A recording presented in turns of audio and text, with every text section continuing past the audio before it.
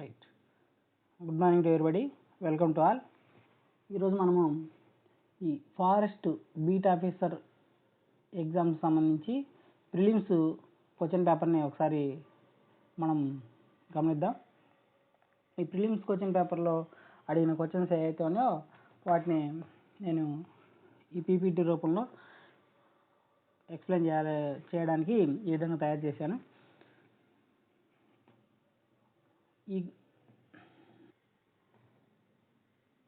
Right. అయితే చాలామంది ఈ ఫారెస్ట్ బీట్ ఆఫీసర్ ఎగ్జామ్కి ఎలా చదవాలి అని అడుగుతూ ఉంటారు అన్నమాట. వాస్తవానికి ఎలా చదవాలి అనే దానికి మనకి మార్గనిర్దేశకం చేసేది ఏంటంటే ప్రీవియస్ పేపర్సే. ప్రీవియస్ పేపర్లో క్వశ్చన్స్ ఏ స్థాయిలో అడుగుతున్నాడు, అనలిటికల్గా అడుగుతుండా, డైరెక్ట్ క్వశ్చన్స్ అడుగుతుండా, మ్యాచ్ ద ఫాలోయింగ్స్ అడుగుతుండా, లేకపోతే డయాగ్రామ్స్ ఇచ్చి ఫైండ్ అవుట్ చేయమంటున్నా అనేది మనకి జరగబోయే ఎగ్జామ్ అనేది ఎట్లా ఉంటుందనే దానికి ఒక దిక్చూసిగా నిలిచేవి ఏంటంటే ఈ ప్రీవియస్ పేపర్స్ అనమాట. కాబట్టి చాలామంది ఫారెస్ట్ బీట్ ఆఫీసరు వాస్తవానికి ఇంటర్మీడియట్ స్థాయి ఎగ్జామ్ అనమాట. కాబట్టి సిలబస్ నోటిఫికేషన్లో క్వాలిఫికేషన్ అనేది ఇంటర్మీడియట్ అని స్పెసిఫిక్గా మెన్షన్ చేయడం జరిగింది. కాబట్టి క్వశ్చన్స్ కూడా ఆ స్థాయిలోనే ఇస్తాడు. వాస్తవానికి ఈ 2019లో అప్పుడు నేను రాసినప్పుడు కూడా అప్పుడు దీంట్లో నాకు జాబ్ వచ్చిందని కూడా నేను చెప్పాను మీకు. అదివరకే రాసినప్పుడు చాలా బేసిక్ లెవెల్లో క్వశ్చన్స్ను ఫ్రేమ్ చేయడం జరిగింది. ఇప్పుడు కూడా ఇదే స్థాయిలో ఇంకా వీలైతే ఇంకా ప్రాథమిక స్థాయిలోనే ఈ క్వశ్చన్స్ని ఫ్రేమ్ చేయడం జరుగుతుంది. ఒకసారి వీటిని గమనిద్దాం. దిగువ తెలిపిన వారిలో సూర్యుని చుట్టూ గ్రహాలు తిరిగే విధానాన్ని వివరించిన పునరుజ్జీవకాలపు శాస్త్రవేత్త ఎవరు అని అడిగిండు. కెప్లర్, గుటెన్బర్గ్, రాబెలియస్, ఫ్రాన్సిస్ మార్క్. ఇక్కడ ఇంగ్లీష్లో తెలుగులో రెండిట్లో ఆ క్వశ్చన్ పేపర్ ఎట్లయితే ఉందో వాటిని నేను క్లిప్ చేసి ఇక్కడ పొందుపరచడం జరిగింది. వాస్తవానికి సూర్యుని చుట్టూ గ్రహాలు తిరిగే విధానాన్ని వివరించిన పునరుజ్జీవకాలపు శాస్త్రవేత్త ఎవరంటే కెప్లర్. ఈ కెప్లరు సూర్యకేంద్రక సిద్ధాంతం మీరు చదివే ఉంటారు. సూర్యకేంద్రక సిద్ధాంతం అనే దాన్ని ప్రతిపాదించిండు. వాస్తవానికి ఈ కెప్లర్ ఈ సూర్యకేంద్రక సిద్ధాంతాన్ని ప్రతిపాదించక ముందు వాస్తవానికి భూకేంద్రక సిద్ధాంతం అనేది ఒకటి ఉండేదన్నమాట. భూకేంద్రక సిద్ధాంతం. ఈ భూకేంద్రక సిద్ధాంతానికి సూర్యకేంద్రక సిద్ధాంతానికి ప్రధానమైన డిఫరెన్స్ ఏంటంటే అప్పటి వరకు ఈ ప్రపంచంలో ఉండే దేశాల్లో ఉండే జనాభా మొత్తము అంతరిక్షంలో భూమి ప్రధాన కేంద్రంగా ఉంటుంది. భూమి చుట్టూ సూర్యుడు, చంద్రులు, ఇతర గ్రహాలన్నీ తిరుగుతూ ఉండేవి అని అనుకునేవాళ్ళు. కానీ దాన్ని ఇది తప్పు అని చెప్పి సూర్యుడు ప్రథమ స్థానంగా ఉంటాడు, సూర్యుని చుట్టూ మిగతా గ్రహాలన్నీ తిరుగుతాయి అని ప్రతిపాదించిన శాస్త్రవేత్త ఈ కెప్లర్ అన్నమాట. ఇంకొకటి ఇక్కడ ఒక మంచి పదాన్ని ఉపయోగించడం జరిగింది. పునరుజ్జీవ కాలం, రెజొనెన్స్ పీరియడ్. అంటే వాస్తవానికి అప్పటి వరకు శాస్త్ర సాంకేతిక విధానాలు మొత్తం మోస ధోరణిలో ఉండేవి అనమాట. అయితే ఈ కాలంలో 1570 నుంచి 1630 వరకు, ఇది 1570 నుంచి 1630 వరకు గల కాలాన్ని పునరుజ్జీవ కాలం అంటారు అనమాట.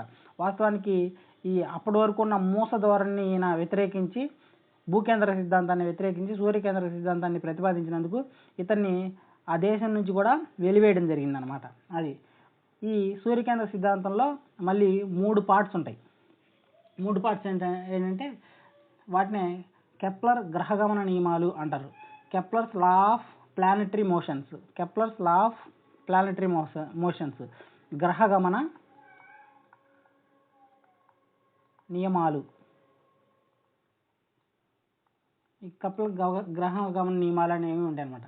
వాటిలో ఫస్ట్ నియమం ఏంటంటే లా ఆఫ్ ఈక్వల్ ఏరియా.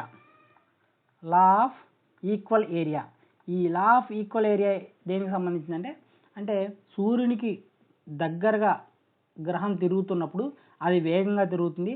అదేవిధంగా సూర్యునికి దూరంగా వెళ్ళినప్పుడు గ్రహం అనేది నెమ్మదిగా తిరుగుతుంది. నెమ్మదిగా తిరగడం, వేగంగా తిరగడం అనేది సూర్యునికి దగ్గరగా ఉండడాన్ని బట్టి ఉంటుందని తెలియజేసింది అనమాట. దీన్నే లా ఆఫ్ ఈక్వల్ ఏరియా అంటారనమాట. ఇది కెప్లర్ ప్రతిపాదించిన 3 నియమాల్లో ప్రథమమైంది.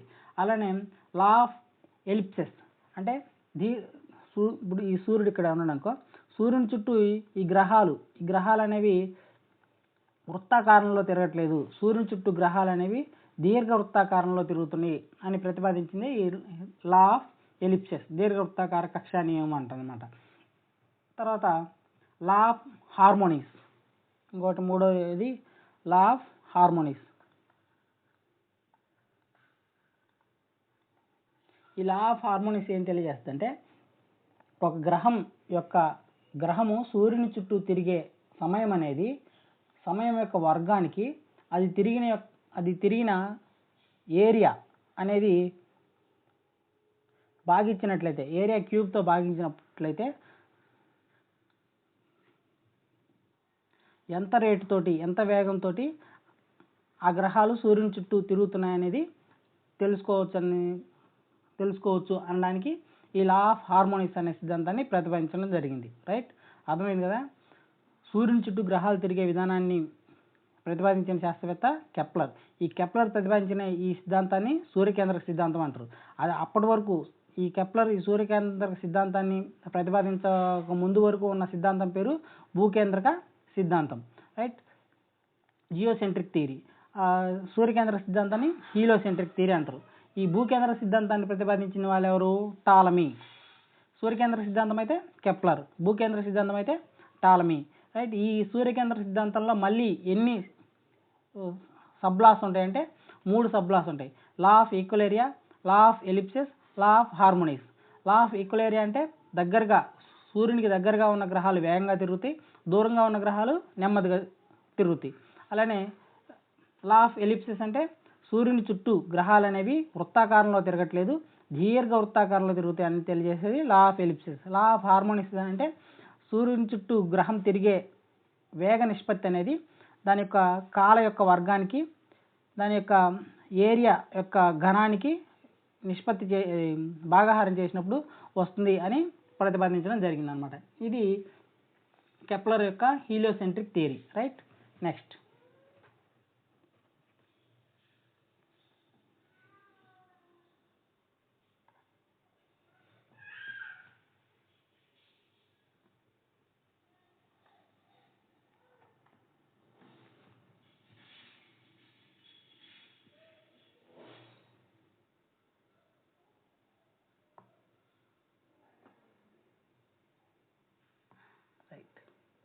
నెక్స్ట్ ఆంధ్రప్రదేశ్లో 2014 సంవత్సరంలో సంభవించిన హుదూద్ అనేది ఒక డాష్ అని ఇచ్చిండు.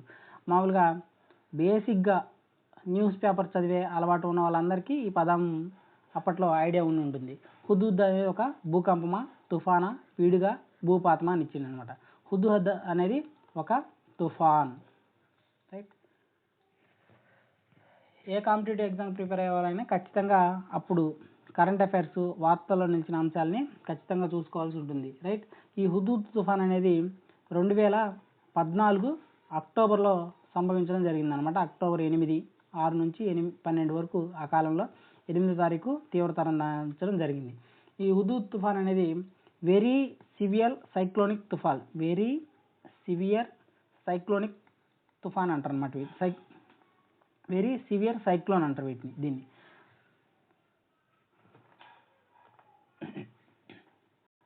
వాస్తవానికి అది వరకు ఒకనొక ఎగ్జామ్లో ఏపీఎస్సీ నిర్వహించిన ఒక ఎగ్జామ్లో ఈ క్వశ్చన్ కూడా అడగడం జరిగింది. ఏంటంటే బంగాళాఖాతంలో తుఫాన్లు ప్రధానంగా ఏ కాలంలో సంభవిస్తూ ఉంటాయని అడిగింది అనమాట.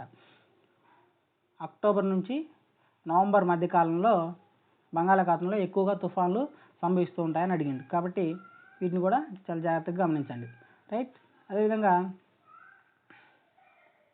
భూకంపం అంటే తెలుసు మనకి, భూమి లోపల ఉండే టెక్టానిక్ ప్లేట్స్ ఉంటాయి కదా, ఈ టెక్టానిక్ ప్లేట్స్ ఎప్పుడైతే కదులుతాయో దాన్ని భూకంపం అంటారు అనమాట. తుఫాన్ అయిపోయింది. పిడుగు అంటే తెలుసు, ఈ తుఫాన్లు వర్షాలు సంభవించేటప్పుడు విద్యుదయస్కాంత ఘర్షణ వల్ల ఏర్పడే ఒక దృక్చర్యను పిడుగు అంటారు. ఇది కూడా మీకు ఐడియా ఉంది. తర్వాత భూపాతం, ల్యాండ్ స్లైడ్.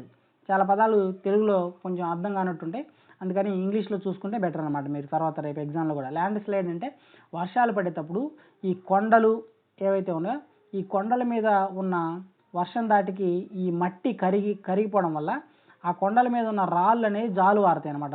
జాలువారి జనావాసాల మీద పడతాయి. దీన్నే ల్యాండ్ స్లైడ్స్ అంటాం అనమాట. ఇవి కూడా చాలా ఇంపార్టెంట్. వీటి గురించి కూడా రకరకాల ఎగ్జామ్స్లో అడగడం జరిగింది. ఒక్కొక్క క్వశ్చన్ని భూపాతం అంటే ఏంటి, పీడుగ అంటే ఏంటి, తుఫాన్ అంటే ఏంటి, భూకంపం అంటే ఏంటి, అట్లా. రైట్. నెక్స్ట్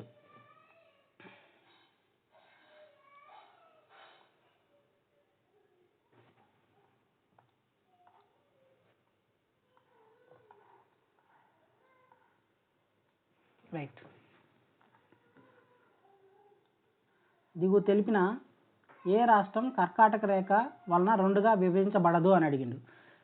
ఇక్కడ మీకు ఒకసారి జూమ్ చేయడానికి అవుతుందా? రైట్. ఇది ప్రతిసారి ఎగ్జామ్స్లో అడుగుతూ ఉంటాడు. ఒకసారి చూద్దాం. ఇది కర్కాటక రేఖ. వాస్తవానికి కర్కాటక రేఖ అంటే మీకు ఐడియా ఉంటుంది. ఏంటంటే 23.5 డిగ్రీల ఉత్తర అక్షాంశాన్ని కర్కాటక రేఖ అంటారు. రైట్. ఇది ఒక ఊహాజనితమైన రేఖ. ఈ కర్కాటక రేఖ అనేది భారతదేశంలోని ఏ రాష్ట్రాల గుండా వెళ్తుంది అనేది చాలా చాలా ఇంపార్టెంట్. గుజరాత్ ఉంది, మధ్యప్రదేశ్ ఉంది, రాజస్థాన్ ఉంది, ఛత్తీస్గఢ్, జార్ఖండ్, వెస్ట్ బెంగాల్, త్రిపుర, మిజోరాం వీటి గుండా వెళ్తుంది. అక్కడ ఆప్షన్స్లో మనకి ఏమి ఇవ్వడం జరిగింది?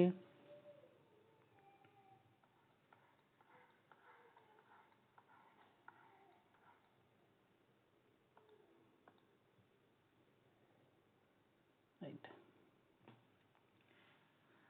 ఒడిస్సా. దిగువ తెలిపిన ఏ రాష్ట్రం కర్కాటక రేఖను రెండుగా విభజించబడదు? కరెక్ట్ ఆన్సర్ వచ్చేసరికి Odisha. Right. Next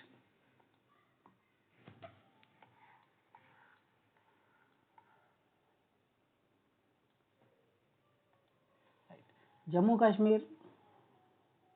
and Kashmir రాష్ట్రానికి ప్రత్యేక ప్రతిపత్తిని కల్పించిన ఆర్టికల్ ఏది? Article 367, article 369, article 370, article 371. Right. దీని యొక్క కరెక్ట్ ఆన్సర్ వచ్చేసరికి ఆర్టికల్ 370 అనేది కరెక్ట్ ఆన్సర్.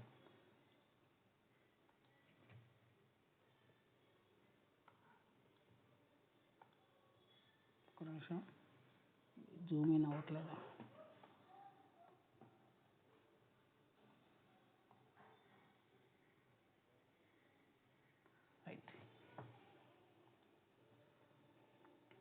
వాస్తవానికి ఈ ఆర్టికల్ 370 అనేది ఒరిజినల్గా భారత రాజ్యాంగంలో లేదు. 1949లో దీన్ని భారత రాజ్యాంగంలో ప్రత్యేకంగా యాడ్ చేశారు. అయితే ఈ ఆర్టికల్ 370 ప్రకారం భారతదేశంలో ఉండే అన్ని రాష్ట్రాల కంటే ప్రత్యేకంగా ఈ జమ్మూ కాశ్మీర్ రాష్ట్రానికి కొన్ని ప్రత్యేకమైనటువంటి విశేష అధికారాలను కనిపించింది అనమాట. ఏంటి ఆ ప్రత్యేకమైన విశేష అధికారాలు అంటే, ఈ ఆర్టికల్ 370 ప్రకారము జమ్మూ కాశ్మీర్ రాష్ట్రానికి ప్రత్యేక రాజ్యాంగమే ఉంటుంది అన్నమాట. ప్రత్యేక రాజ్యాంగం ఉంటుంది, అలానే ప్రత్యేక జెండా ఉంటుంది, అలానే స్వయం నిర్ణయాధికారం కూడా ఉంటుంది అన్నమాట. స్వయం నిర్ణయాధికారం ఇవన్నీ కూడా ఈ ఆర్టికల్ 370 ప్రకారం ఈ జమ్మూ కాశ్మీర్కి దక్కలపడడం జరిగిందనమాట. అయితే ఆ తర్వాత వచ్చినటువంటి నరేంద్ర మోడీ పిఎంగా ఉన్నటువంటి గవర్నమెంట్ ఏం చేసిందంటే 2019 ఆగస్టు 5వ తారీఖున ఈ 370 ఆర్టికల్ని రద్దు చేయడం జరిగిందనమాట. ఈ రద్దు చేయడంతో ఈ జమ్మూ కాశ్మీర్కి ఉన్నటువంటి స్వయం ప్రతిపత్తి, ప్రత్యేక ప్రతిపత్తి అనేది రద్దు చేయడం జరిగింది, కోల్పోవడం జరిగింది. దాంతో ఈ జమ్మూ కాశ్మీర్ అనేది జమ్మూ అండ్ కాశ్మీర్ మరియు లడఖ్ అనే రెండు కేంద్రపాలిత ప్రాంతాలుగా యూటీలు, యూనియన్ టెరిటరీస్గా విడిపోవడం జరిగిందన్నమాట. ఇవి చాలా చాలా ఇంపార్టెంట్.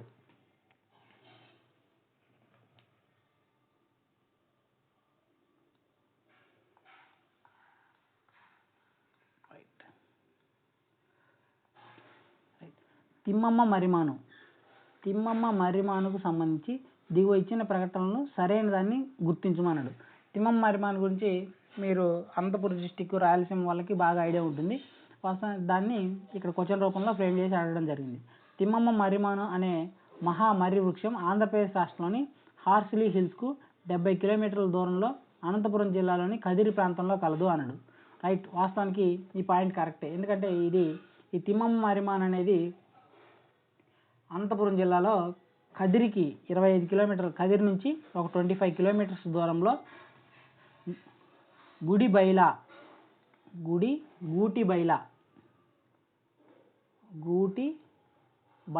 అనే ఊరిలో ఉండడం జరుగుతుందన్నమాట. ఇది దగ్గర దగ్గర 4 ఎకరాల 72 సెంట్లు, అంటే 5 ఎకరాల విస్తీర్ణంలో ఇది విస్తరించడం జరిగింది. అలానే దీన్ని 1989లో గిన్నీస్ బుక్ ఆఫ్ రికార్డ్స్లో కూడా దీన్ని గుర్తించారు. ఆ విధంగా ఇది ఫేమస్ అయిందనమాట. ఆ ప్రాధాన్యత దృష్ట్యా దీన్ని ఎగ్జామ్లో అడగడం జరిగింది. ఇది కరెక్టే. ఇది కదిరి సమీపంలో ఉంది. హార్సిలీ హిల్స్ నుంచి ఇది 70 కిలోమీటర్ల దూరంలో ఉంటుంది. ఇది కరెక్టే. ఆ తర్వాత ప్రపంచంలోని అతిపెద్ద మర్రి చెట్టుగా ఈ గిన్నీస్ రికార్డును 1989లో సొంతం చేసుకుంది. ఇందాక అనుకున్నాం కదా, కరెక్టే ఇది కూడా. ఈ చెట్టు వయసు స్పష్టంగా 550 సంవత్సరాలుగా ఉండి కొమ్మలు సుమారుగా 5 ఎకరాల విస్తీర్ణంలో ఉంటాయి అనుకున్నాం కదా. రైట్, 4 ఎకరాల 70 సెంట్లు అంటే నియర్లీ 5 ఎకర్స్ అనమాట. ఇది కూడా కరెక్టే. ఈ విధంగా ఆప్షన్ ఏబిసి అనేది సరైన సమాధానం. కింది వాటిలో దేని వలన నత్రజని కాలుష్య ప్రభావం ఉంది? నత్రజని కాలుష్య ప్రభావం దేని వలన ఉంది అని అడగడం జరిగింది. జీవ వైవిధ్యానికి నష్టం కలగడం, నదులు మరియు సముద్రాలు కాలుష్యం బారిన పడడం, ఓజోన్ పొర క్షీణించడం. Which of the following is are likely impact the nitrogen pollution?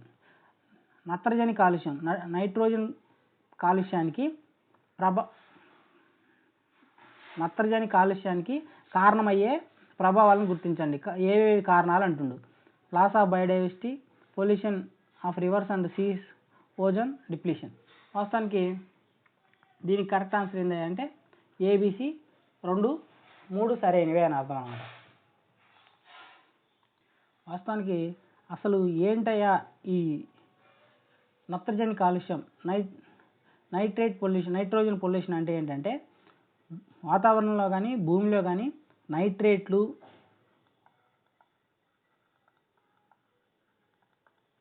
Nitrogen oxide, అలానే అమ్మోనియా,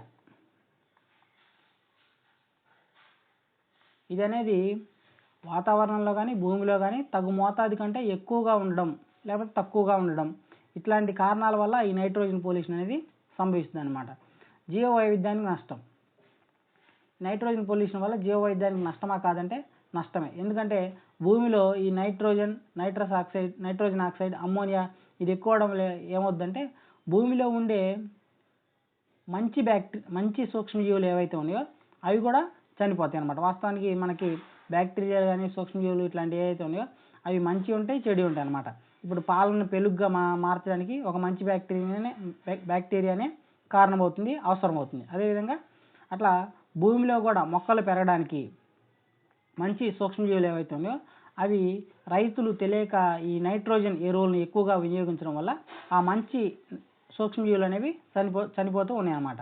రైట్. అదేవిధంగా ఈ నైట్రోజన్ భూమిలో ఎక్కువగా ఉండడం వల్ల అవసరమైన మొక్కలు కాకుండా అనవసరమైన మొక్కలు, అవాంఛిత మొక్కలు అంటే కలుపు మొక్కలు లాంటివి అనేవి ఏపుగా పెరుగుతాయి అన్నమాట.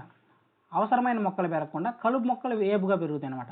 అలా ఇది జీవ వైవిధ్యానికి నష్టం కలిగేస్తుంది. అలానే నదులు మరియు సముద్రాల కాలుష్యం బారిన పడడం. ఈ ఫ్యాక్టరీస్ ఏవైతున్నాయో పరిశ్రమలు ఏవైతుందో ఈ పరిశ్రమల నుంచి వచ్చే వ్యర్థాలు అనేవి నదుల్లో కలవడం వల్ల సముద్రాలు, నదులు కూడా వ్యర్థాల బారిన పడుతున్నాయి. ఈ పరిశ్రమల నుంచి వచ్చే ఈ వ్యర్థం నుంచి ఈ nitrogen oxide, ammonia, nitrous oxide వీటన్నిటిని శుద్ధి చేసి వాస్తవానికి ఈ నదులలో రిలీజ్ చేయాలి ఆ వాటర్ని. కానీ అదంతా ఖర్చుతో కూడుకున్న విషయం కాబట్టి ఈ కంపెనీ వాళ్ళు డైరెక్ట్గా నదుల్లో కలిపేస్తున్నారు. దానివల్ల కూడా నదులు, సముద్రాలకి నష్టం కలుగుతుంది, కాలుష్యం బారిన పడుతున్నాయి. అలానే ఓజోన్ పొర క్షీణత.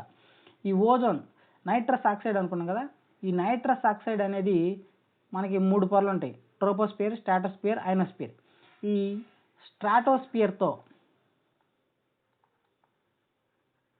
స్ట్రాటోస్ఫియర్లో ఈ నైట్రస్ ఆక్సైడ్ జరపడం వల్ల ఉండడం వల్ల ఓజోన్ పొర క్షీణిస్తూ ఉంటుంది అనమాట. అదేవిధంగా ఇదే ఈ నైట్రస్ ఆక్సైడ్ ట్రోపోస్ఫియర్లో ఉండడం వల్ల ఏమవుతుందంటే భూమి మీద పొగమంచు స్మాగ్ అంటారు కదా, మనకి సంక్రాంతి జనవరి ఆ కాలంలో ఢిల్లీలో ఎక్కువగా ఈ పొగమంచు ఏర్పడుతూ ఉంటుంది అన్నమాట. రైట్, అది ట్రోపోస్ఫియర్లో ఉన్నప్పుడేమో నైట్రస్ ఆక్సైడ్ పొగమంచుకు కారణమవుతుంది. స్ట్రాటోస్ఫియర్లో ఈ నైట్రస్ ఆక్సైడ్ అనేది ఓజోన్ లేయర్ డిప్లెక్షన్కి కారణమవుతుంది. అలానే భూమిలో ఇది కలుపు మొక్కలు పెరగడానికి, భూసారం తగ్గిపోవడానికి కారణమవుతుంది. అదేవిధంగా సముద్రాలు, నదులు కాలుష్యానికి కూడా కారణమవుతూ ఉందన్నమాట. రైట్, నెక్స్ట్ దిగువ ఇచ్చిన రాష్ట్రాలను వాటి యొక్క అటవీ విస్తీర్ణం ఆధారంగా ఆరోహణ క్రమంలో అమర్చి తగిన సమాధానాన్ని గుర్తించినట్టుండు. వాస్తవానికి ఇది 2017 ఇండియన్ ఫారెస్ట్ రిపోర్టు ప్రకారం అడగడం జరిగింది. ఇది ఇప్పుడు ఈ డేటా మారిపోయింది. వాస్తవానికి నేను తర్వాత క్లాస్లో ఇండియన్ ఫారెస్ట్ సర్వే గురించి కూడా నేను ఒక క్లాస్ చెప్తాను. అప్పుడు ఉన్న డేటా ప్రకారం దీని యొక్క కరెక్ట్ ఆన్సర్ ఏంటంటే ఫస్ట్ అత్యధిక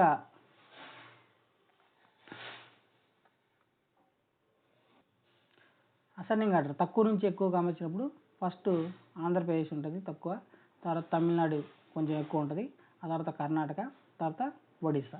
ఇది ఏబిడిసి. ఎక్కడ ఉంది? ఇక్కడ ఏబిడిసి. కొన్ని సందర్భాల్లో మనము ఆన్సర్ తెలియకపోయినా అక్కడున్న ఆప్షన్స్ బట్టి కూడా పెట్టవచ్చు. ఎలా అంటే లా ఆఫ్ సిమిలారిటీ, అంటే లా ఆఫ్ రిపిటేషన్. ఇప్పుడు చూడండి, బీసీడిఏ, సిడిబిఏ, ఏబిసిడి, ఏబిడిసి. ఇక్కడ చూడండి, ఇది యూనిక్గా ఉంది, ఒక్కసారి వచ్చింది. ఇది కూడా యూనిక్గా ఉంది, ఒక్కసారి వచ్చింది. ఇక్కడ చూడండి 2 సార్లు రిపీట్ అవుతున్నాయి, ఏబిసిడి, ఏబిడిఏ. కాబట్టి ఈ రెండింటిలో ఏదో ఒకటి ఆన్సర్ అయ్యే అవకాశం అనమాట. 50-50 ఛాన్స్ ప్రకారము, లా ఆఫ్ ప్రాబిలిటీ ప్రకారం ఈ రెండింటిలో ఏదో ఒకటి పెట్టినా ఆన్సర్ అయ్యే అవకాశం ఉందన్నమాట. అట్లా వాస్తవానికి అప్పుడున్న సమాచారం ప్రకారం అయితే, అప్పుడున్న డేటా ప్రకారం అయితే ఏబిడిసి అనేది కరెక్ట్ ఆన్సరు. ఇప్పుడున్న ఫారెస్ట్ సర్వే ప్రకారం అయితే బిఏడిసి. తమిళనాడు తగ్గిపోయింది, ఆంధ్రప్రదేశ్లో పెరిగింది. ఫస్ట్ తమిళనాడు, తర్వాత ఆంధ్రప్రదేశ్, తర్వాత కర్ణాటక, తర్వాత ఒడిస్సా. రైట్,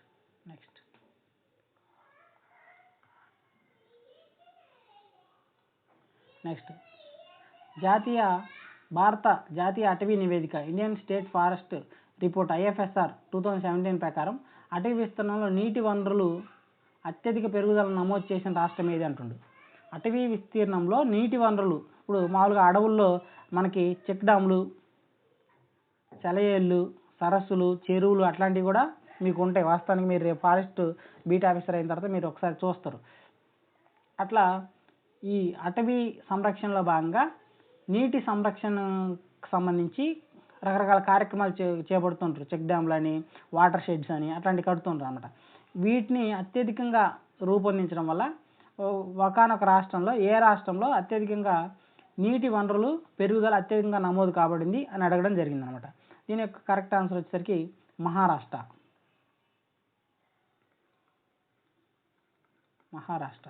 రైట్, వాస్తవానికి 2015 నుంచి 2017 వరకు ఈ ఫారెస్ట్ సర్వే చేస్తున్న సమయంలో మొత్తం ఈ 2 సంవత్సరాల్లో 2221 చదరపు కిలోమీటర్ల మేర ఈ నీటి విస్తీర్ణం అనేది పెరిగింది. అయితే ఈ ఒక్క మహారాష్ట్రలోనే 432 చదరపు కిలోమీటర్లు నీటి విస్తీర్ణం అనేది పెరగడం జరిగిందనమాట. మీరు తెలుసు, మీకు ఐడియా ఉంటుంది, అన్నా హజారే గారు లోక్పాల్లో వీటి గురించి పోరాటం చేసిండ్రు. ఈ అన్నా హజారే గారు ఈ మహారాష్ట్రలో చెందిన వ్యక్తే కాబట్టి అన్నా హజారే గారు అవినీతికి సంబంధించి లోక్పాల్, లోకాయుక్త వీటి గురించే కాకుండా మద్యపానం గురించి కూడా చాలా పోరాటం చేసిండు. ఈయనే ఈ నీటి సంరక్షణకు సంబంధించి కూడా ఆయా ప్రాంతాల్లో చాలా కృషి చేసిండు అనమాట. ఇప్పుడు మన రాష్ట్రంలో రాయలసీమ ప్రాంతంలో కరువు జిల్లాలు ఎట్లయితే ఉన్నాయో, మన ఇప్పుడు షిరిడి తెలుసు కదా మీకు, ఈ షిరిడి ఆ ఏరియాలో షిరిడి ఉండే ఆ జిల్లాల్లో ఎక్కువ నీటి కొరత ఉండిద్ది అన్నమాట.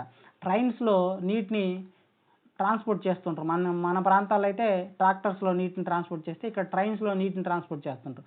వాటిని ఎదుర్కోవడం కోసము ఈ అన్నా హజారే, అలాగే రాజేంద్ర సింగ్ ఇట్లాంటి వాళ్ళందరూ ఈ నీటి సంరక్షణ కోసము, వాన్ నీటిని ఒడిచిపట్టడం కోసం రకరకాల నీటి కుంటలు తవ్వకం కానీ, ఇంకుడు గుంతలు తవ్వకం కానీ ఇట్లాంటి కార్యక్రమాలు, వాటర్ షెడ్ మేనేజ్మెంట్ కింద రకరకాల చెక్ డ్యాములు నిర్మించడం, ఇట్లాంటివన్నీ నిర్మించడం వల్ల అక్కడ నీటి కొరత అనేది చాలా వరకు తగ్గిపోయింది. ఇప్పుడు అన్నీ సస్యశ్యామలం అవుతున్నాయి.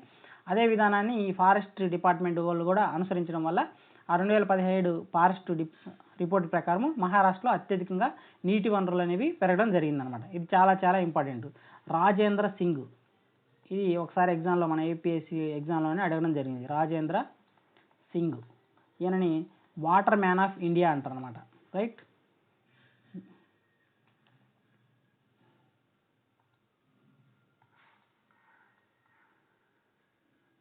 నెక్స్ట్ ఈపీఏ యొక్క ఫుల్ ఫామ్ ఏంటి అని అడిగాడు. ఈపీఏ అంటే ఎన్విరాన్మెంటల్ పొల్యూషన్ ఏజెన్సీయా, ఎన్విరాన్మెంటల్ ప్రొహిబిషన్ ఏజెన్సీయా, ఎన్విరాన్మెంటల్ ప్రొటెక్షన్ ఏజెన్సీయా, ఎనర్జీ ప్రొటెక్షన్ ఏజెన్సీనా. రైట్.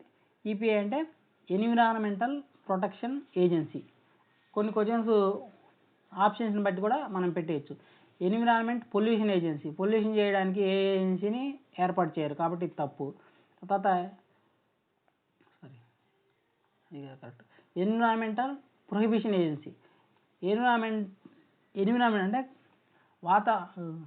వాతావరణాన్ని నిషేధించడం. వాతావరణాన్ని నిషేధించరు కదా ఎవరు, పర్యావరణాన్ని ఎవరు నిషేధించరు కదా, కాబట్టి ఇది కూడా తప్పు. పర్యావరణాన్ని నిషేధించరు, ఇది తప్పు. తర్వాత ఎనర్జీ ప్రొటెక్షన్ ఏజెన్సీ, ఇది కూడా కొంచెం రిలేటెడ్గా ఉంది కాబట్టి ఈ రెండిట్లో ఆన్సర్ అయింది. ఇది కరెక్ట్ ఆన్సర్ అట.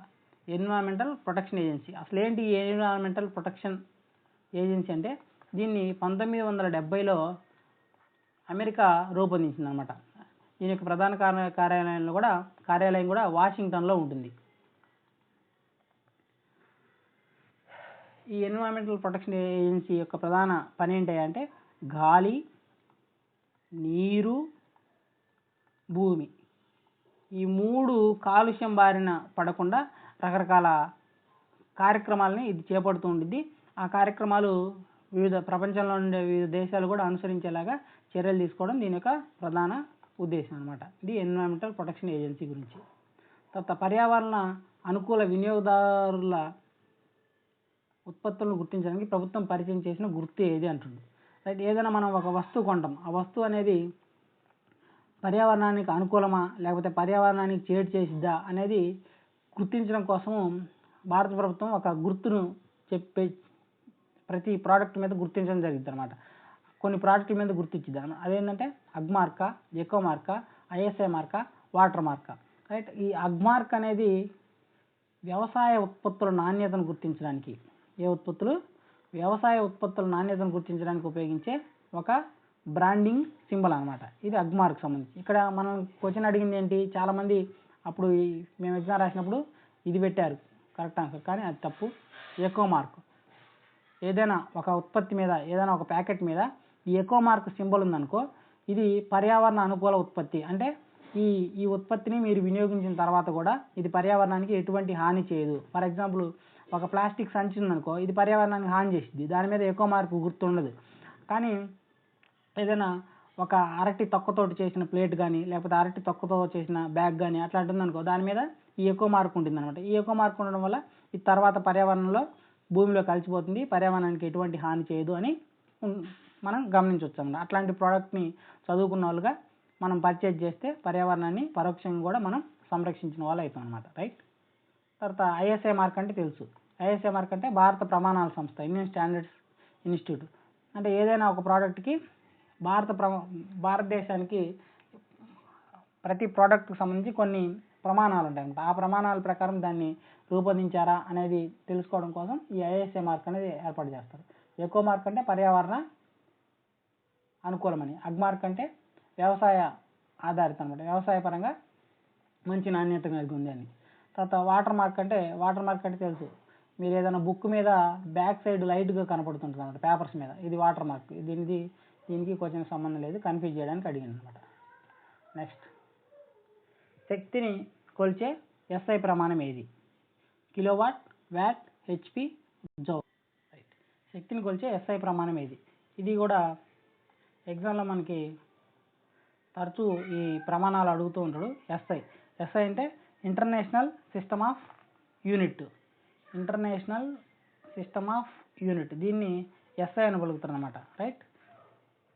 ఈ శక్తిని కొలిచే ఎస్ఐ ప్రమాణం వచ్చేసరికి కరెక్ట్ ఆన్సర్ వచ్చేసరికి జౌల్స్ అనమాట. అసలు ఏంటి ఈ జౌల్ అంటే, ఒక న్యూటన్ శక్తిని ఉపయోగించి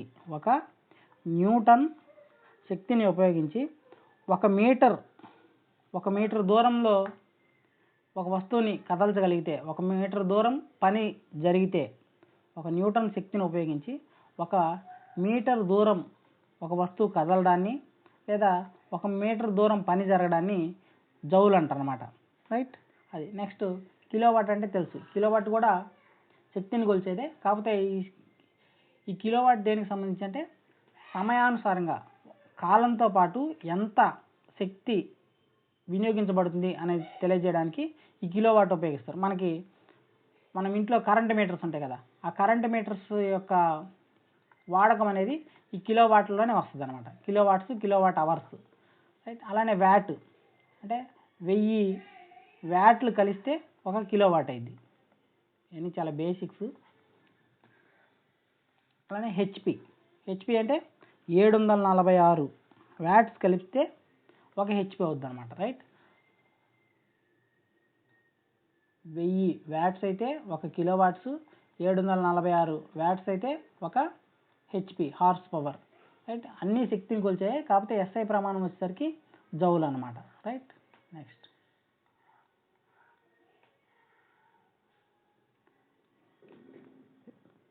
స్థానం యొక్క మార్పును సూచించేది ఏది? స్థానం యొక్క మార్పును సూచించేది స్థానభ్రంశమా, దూరమా, చలనమా, వేగమా? స్థానం యొక్క మార్పును సూచించేది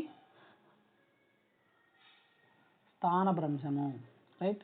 ఫర్ ఎగ్జాంపుల్, మీరు ఇక్కడ నుంచి ఇక్కడికి వెళ్ళారనుకోండి, ఇలా వెళ్ళారు. ఇక్కడ నుంచి ఇక్కడికి వెళ్ళడానికి ఇలానే వెళ్ళ అవసరం లేదు. మీరు ఇక్కడ నుంచి ఇక్కడికి ఇలా ఇలా ఇలా ఇలా ఇలా ఇలా వెళ్ళచ్చు. లేకపోతే మీరు ఇక్కడ నుంచి ఇక్కడికి ఇట్లా ఇట్లా ఇట్లా వెళ్ళచ్చు. ఇక్కడ నుంచి ఇక్కడికి ఇట్లా ఇట్లా ఇట్లా ఇట్లా ఇట్లా ఇలా కూడా వెళ్ళచ్చు. అంటే స్థానం యొక్క మార్పును ఏ విధంగా సూచిస్తుంది అంటే, ఈ స్థానభ్రంశం దాని యొక్క దూరాన్ని మాత్రమే కాదు, దాని యొక్క దిశ ఏ విధంగా వెళ్తుండు అనేది తెలియజేసేదే ఈ స్థానభ్రంశం. Rate of change of position, దాన్నే డిస్ప్లేస్మెంట్ అంటారనమాట. ఇది స్థానభ్రంశం అనేది ఒక వెక్టార్ క్వాంటిటీ. వెక్టార్ క్వాంటిటీ అంటే దాని పేరులోనే ఉంది. వెక్టార్ అంటే ఏంటంటే దీనికి దూరం ఉంటుంది, దిశ ఉంటుంది. దూరం ప్లస్ దిశ రెండు ఉంటే దాన్ని వెక్టార్ క్వాంటిటీ అంటారు. స్కేలార్ క్వాంటిటీ అంటే దానికి దూరం మాత్రమే ఉంటుంది, దిశ ఉండదు అనమాట. రైట్. ఇది rate of change of position అంటే స్థానభ్రంశం. దూరం అంటే ఓన్లీ డిస్టెన్స్ అనమాట.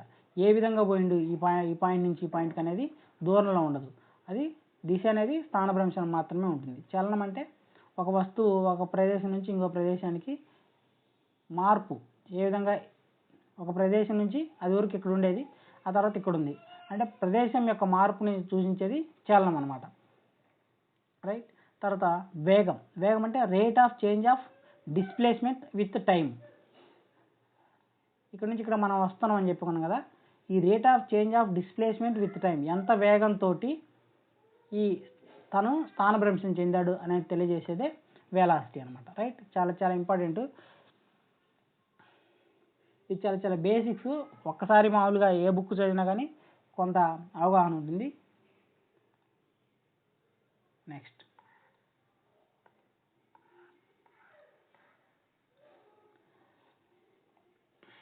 తెలుగు ట్రాన్స్లేషన్లో ఇక్కడ సరిగ్గా ప్రింట్ కాలేదు.